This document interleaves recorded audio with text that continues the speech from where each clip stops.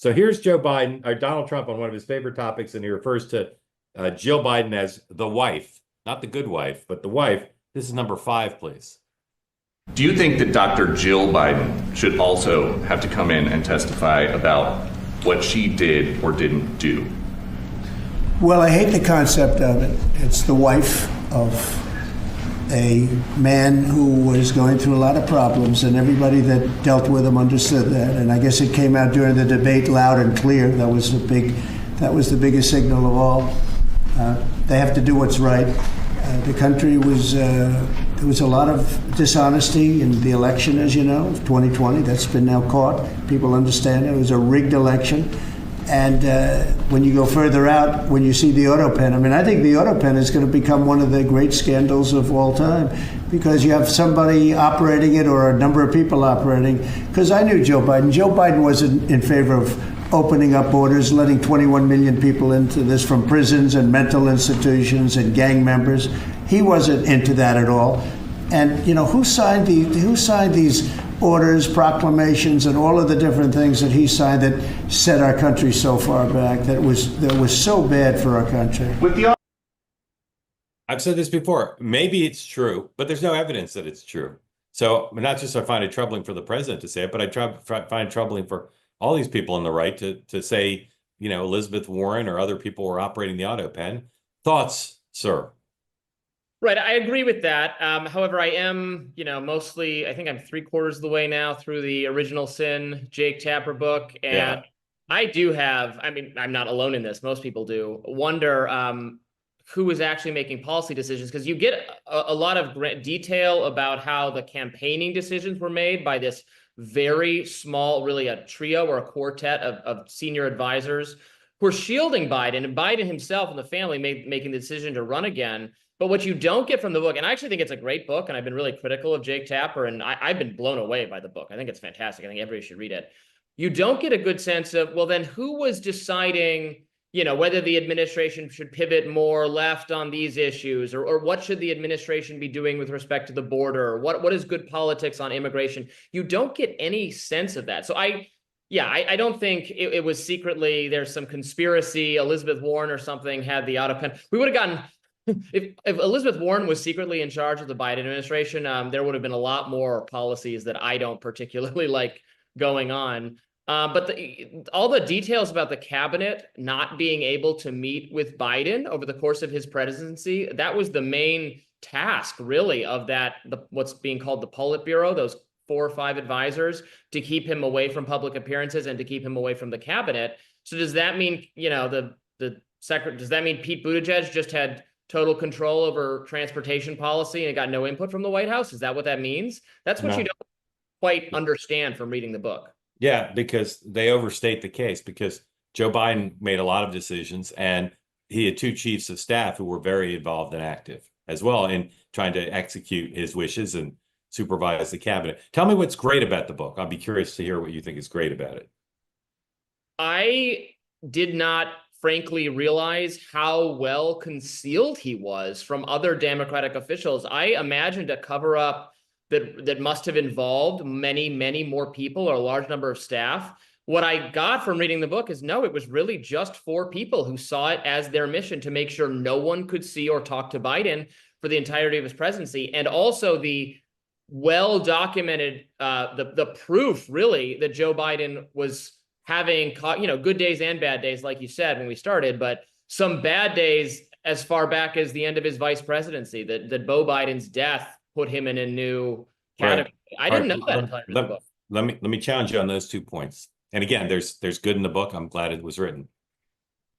On the second point, you didn't need secret reporting to know he had good and bad days since 2017, because it was happening in public. The fact that they have private examples of his bad days, I just find confusing that people find that revelatory. He had bad days in public. I've talked repeatedly about an event I saw him do in 2017 where he was glassy-eyed, he trailed off, he had trouble following the conversation, he misspoke. So again, I don't see how that's a revelation. Do you understand my confusion? Yeah, all I'll say is they had better documented evidence of how bad it had been and for how long. Maybe it was just because I'm so enmeshed. Maybe because what? I'm so enmeshed in conservative media, and that they Yeah, so focused on how bad he'd gotten in the last year, or yeah. the videos of No, him towards Greg, the end. Greg, Maybe I just Greg, forgotten how bad it Greg, had been before that. Greg Kelly on Newsmax in 2020, 2021 was constantly showing video of Biden. Just go on C-SPAN archives and look at Biden in 2016, 2017, 2018. It's all on offer. And on your first point, you say 4 or 5 people ran the conspiracy. Can you name a single example that they give in the book of how those, you have blind quotes from people saying the Politburo ran the conspiracy, but they don't actually offer any examples of the Politburo running the conspiracy, do they? Well, I think the examples are just meetings not taking place, public events not happening. Right, but they don't say Ron Klain and Steve Ricchetti sat down and said we're gonna not have meetings. They just say the people assert they're the Politburo and meetings didn't take place. But they don't have any evidence that the meetings didn't take place because the Politburo ordered it, do they? I guess not. Yeah, maybe. Yeah. Maybe So I mean, they certainly have blind quotes of people accusing this group of people, none of whom, as far as I know, who've spoken publicly to deny it, but nonetheless, I don't believe they have any evidence. And I'm not saying those people didn't do it, but I think I understand how the thing happened, and I don't believe they actually illustrate it. They have two things: the meetings didn't take place, although he did take a lot of meetings. and that they kept the polls. They kept the pollsters. They did. Hid the bad polls from him. They did, but you and I both know there are lots of politicians from whom polls are kept by their political advisors. That's not a conspiracy. Biden didn't ask to see them.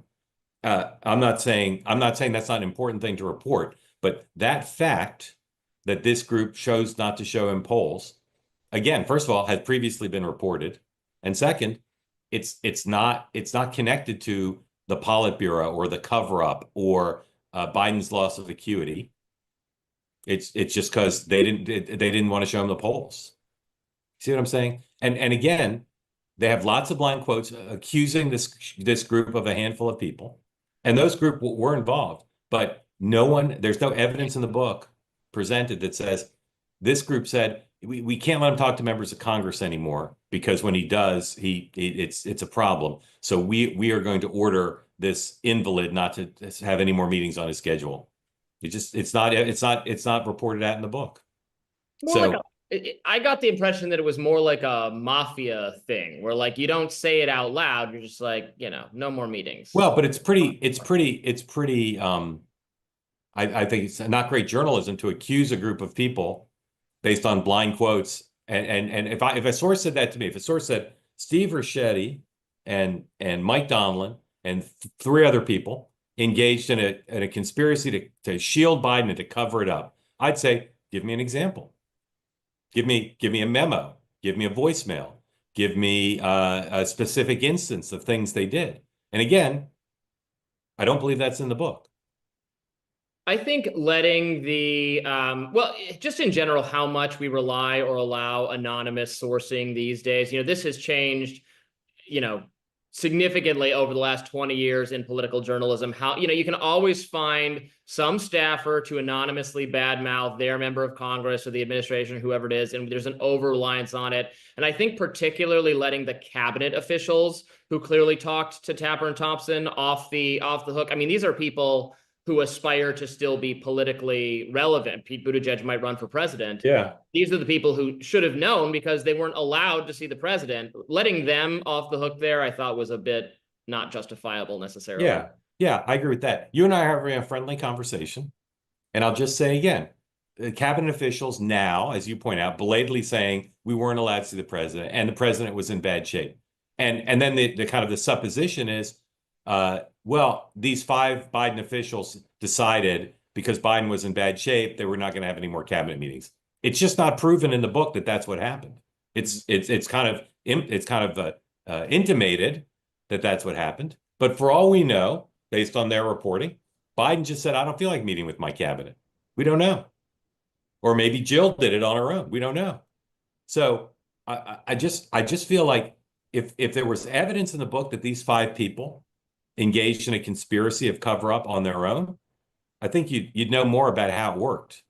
But there's not evidence. There's supposition. There you go. All right, speaking of Joe